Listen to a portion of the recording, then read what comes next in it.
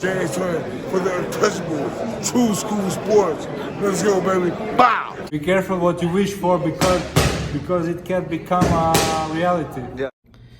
The untouchable True School Sports Empire proudly presents something the boxing games are missing. Hey, what's going on? It's your boy BT, and I came here to talk some boxing with the thousands of True School Sports subscribers. All right, so it's probably been a few years since I talked about this fighter on video, but Riel Casimero, he's got an interesting fight coming up next month, October 13th. Y'all can save the date. He's going to be fighting Saul Sanchez out there in Yokohama, Japan. You know, Saul Sanchez, many of us know him for the fight he had against Jason Maloney for the bantamweight title, which, you know, could have went either way. It was one of the closest fights I've seen in all my years covering boxing here on YouTube. So he, at bantamweight, Saul Sanchez is a world-class world championship fighter. He's fought at 122 a couple times, hasn't been quite as good there as he was at 118, but he's fighting obviously a past his prime, you know, not a sharp version of Casimero. So it's really anybody's fight. But as far as Casimero, let's talk about him for a second, because this guy being Riel Casimero, he's had one of the most interesting careers, I think, in boxing. You know, from being multiple division champion to being a guy that, you know, 4 or 5 years ago, people are talking about this guy beating Naoya Inoue. And I'll never forget when Riel Casimero fought Zolani Tete, who was a dangerous African southpaw power puncher. And he treated Zolani Tete like he was garbage and got him out of there in 3 rounds, right? And then, you know, then he actually got the Inoue fight, and then the coronavirus pandemic hit, and he wasn't able to get the Inoue fight, and then they both went their separate ways with their careers, you know. And then he had a chance to circle back and fight Inoue when he was fighting Paul Butler for the belt, and then, you know, he wound up breaking a rule out there in the UK where you can't use sauna. So then Paul Butler fought Joanna Sultan.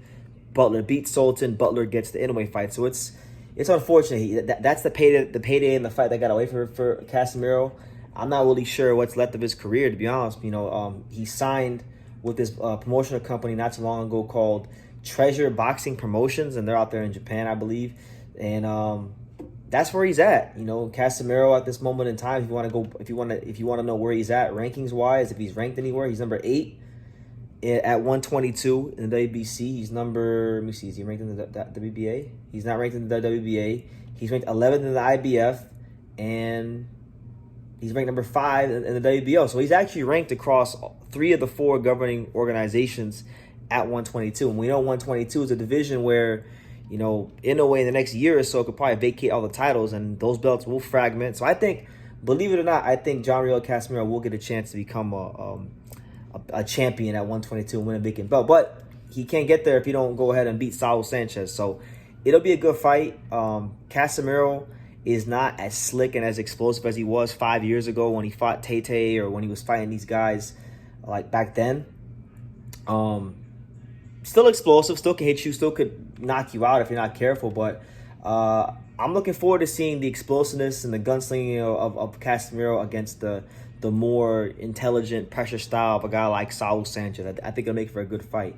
And the crazy thing about this card is that that's not even the only fight on the card. You also have Hiroto Kyoguchi coming back, taking on Vince Barras. And this is actually going to be their trilogy fight, their 3rd fight. You know, Kyoguchi won the first one. Barras won the last one. Now Kyoguchi and him are fighting again. And this fight does come as a bit of a surprise to me, because when Kyoguchi lost the last fight, there was talks of Kyoguchi potentially retiring from boxing. Clearly, with this fight signed now, he's not going to retire from boxing. And if he wins this fight and wants to continue, it puts Kyoguchi back on track into being a legitimate player at flyweight. We know that Kyoguchi was one of the best at 108 until he ran into Kenshiro, and Kenshiro turned him over. But, you know, still a guy that I think is good enough to compete at the world-class level and win a world title at 112. He's not ranked anywhere right now, Kyoguchi, but Barras is. So if he beats Barras, he's gonna get ranked right back in the top, you know, 15 of sanctioning bodies. And, you know, you got, right now, you got Seigo Yuriokui. The WBC belt is vacant between right now, but Kenshiro is fighting for it against Rosales. Maybe if Kenshiro wins it, that winds up being a rematch in the future.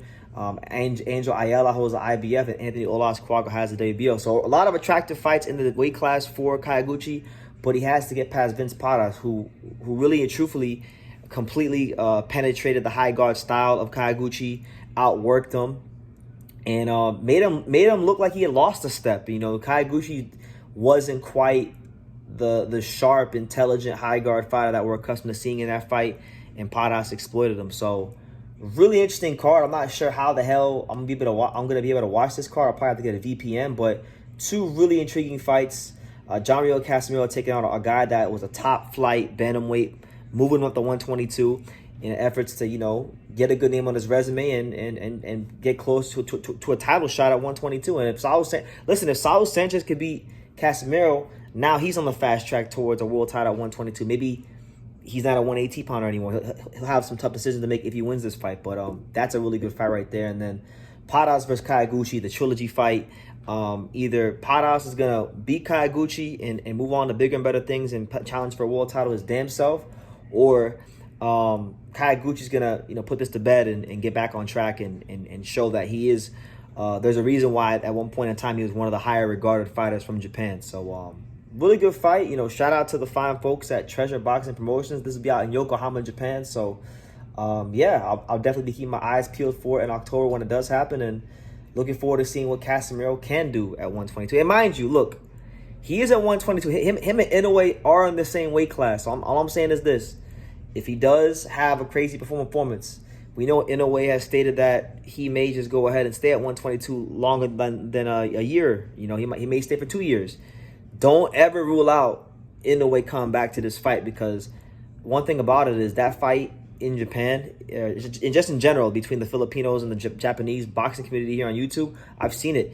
That fight does big numbers still. That fight does, it'll move the needle. And even if Casimero isn't what he was, and he really would have, in my opinion, a snowball's chance in hell at this point. He would have 5 years ago, but not now. He's too shot to pieces. And I ain't even watched him fight since probably Rigondeaux, and that was 3 years ago, and he looked bad. He looked horrible in that fight. So I can't imagine how much more he's deteriorated since then. I'll have to go back and watch his more recent fights. But all I'm saying is, if he beats Saul Sanchez, don't rule out him fighting, you know, in a way. But nonetheless, that's my take on Casimero. That's my take on Kyoguchi and their upcoming fights. Leave your comments down below. Make sure you guys take the time to subscribe. And like I say in every single one of these videos, you can love me or you can hate me, but I'm just a kid from Daniel. So until next time, take care, guys. Thank you for watching another video on the untouchable True School Sports Empire. I'm at the Boxing Hall of Fame out here in Canterfield, New York. And for more great boxing content just like this video, make sure you click and subscribe right over here.